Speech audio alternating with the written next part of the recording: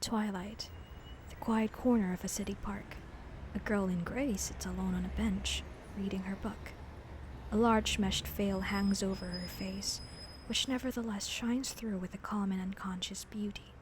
When she turns a page, the book slips from her hand, and a young man, who has been hovering nearby, pounces upon it.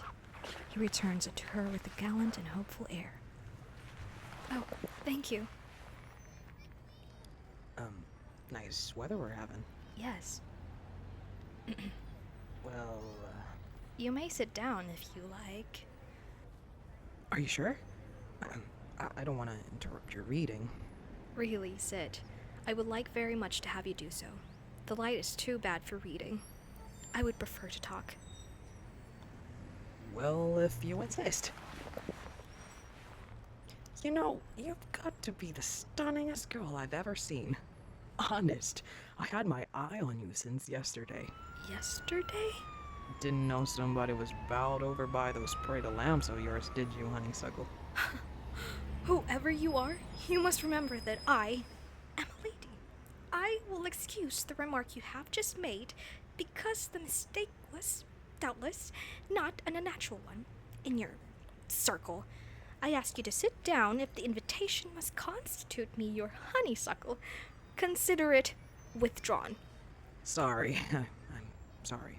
I didn't mean to offend you, I just thought, well, I mean, there are girls in parks, you know, that is, of course, you don't know, but... Abandon the subject, if you please. Of course, I know.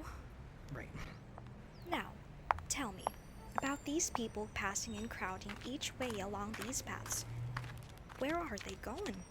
Why do they hurry so? Are they happy? It is interesting to watch them, isn't it? The wonderful drama of life. Some are going to supper, and some to, other places. One can help but wonder what their histories are. Yes! How fascinating they seem to me, rushing about with their petty little dreams and their common worries. I come here to sit, because here only can I be near the great, common, throbbing heart of humanity. My part in life is cast where its beating is never felt. Can you surmise why I spoke to you, Mr. Parkenstacker. And your name? No, you would recognize it immediately. It is simply impossible to keep one's name out of the papers, or even one's portrait. This veil and this hat, my maid's of course, are my only protection. They furnish me with an incog. You should have seen the chauffeur staring when he thought I did not see. Candidly, there are 5 or 6 names that belong in this holy of holies, and mine, by the accident of birth, is one of them.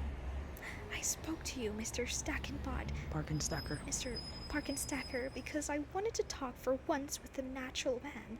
A real man. One unspoiled by the despicable gloss of wealth and supposed social superiority. You have no idea how weary I am of it. Money, money, money. And of the men who surround me dancing like little marionettes all cut from the same pattern. I am sick of pleasure, of jewels, of travel, of society, of luxuries of all kinds. I always had the idea that money must be a pretty good thing. A competence is to be desired, certainly. But when you have so many millions that... It is the monotony of it that pulls. Drives, dinners, theaters, balls, suppers, balls, dinners, more balls, followed of course by dinners and suppers, with a gliding of superfluous wealth over it all. Sometimes the very tinkle of the ice in my champagne glass nearly drives me mad. You know, I've always liked to read up on the habits and customs of the wealthy class. I consider myself a bit of a connoisseur on the subject, but I like to have my information accurate. Now, I had formed the opinion that champagne is cold in the bottle and not by placing ice in the glass.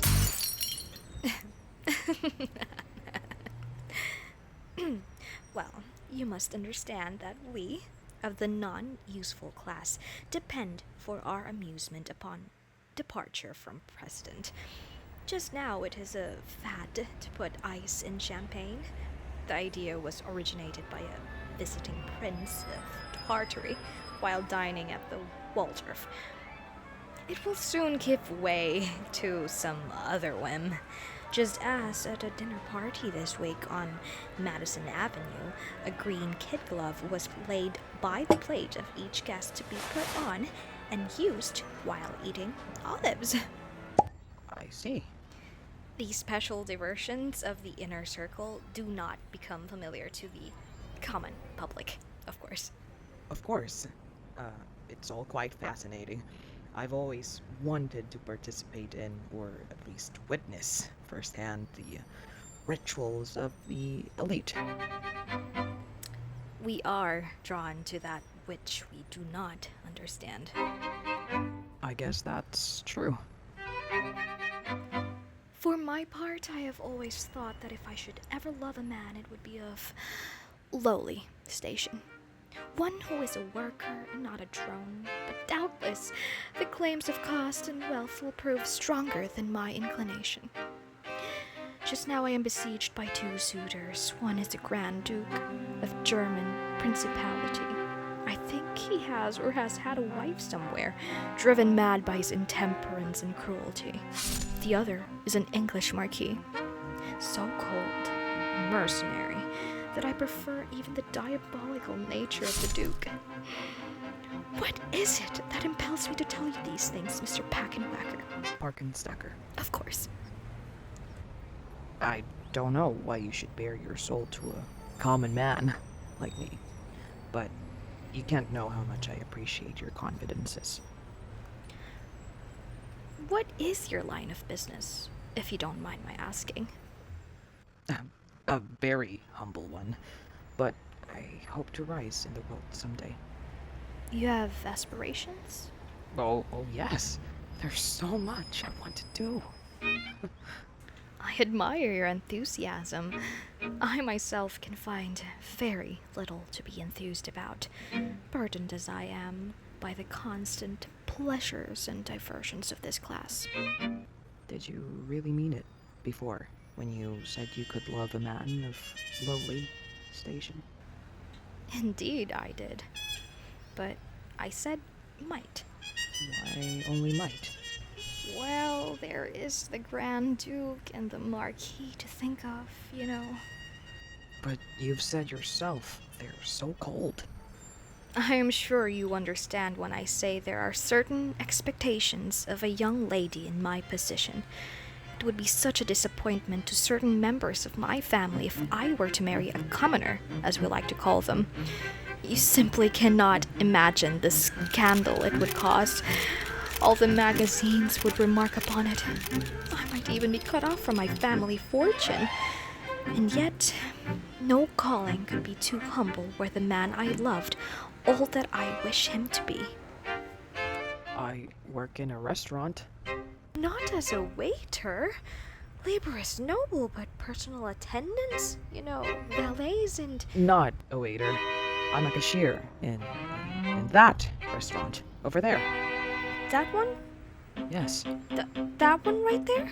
Yeah, Are you sure? quite sure. But... Oh! What is it? What's wrong? I'm late for an important engagement. Engagement? Yes, Some sort of ball or... yes. Oh, well, will I see you again? I do not know, perhaps, but the whim may not seize me again. I must go quickly now. There is a dinner and a box at the play. And, the same old round. Perhaps you notice an automobile at the upper corner of the park as you came. One with a white body. And red running here? Yes, I always come in that. Pierre waits for me there. He supposes me to be shopping in the department store across the square. Conceive of the bondage of life wherein we must deceive even our chauffeurs. Good night. Wait! It's getting dark and the park is full of questionable characters. Can't I walk you to... No! No. If you have the slightest regard for my wishes, you will remain on this bench for 10 minutes after I have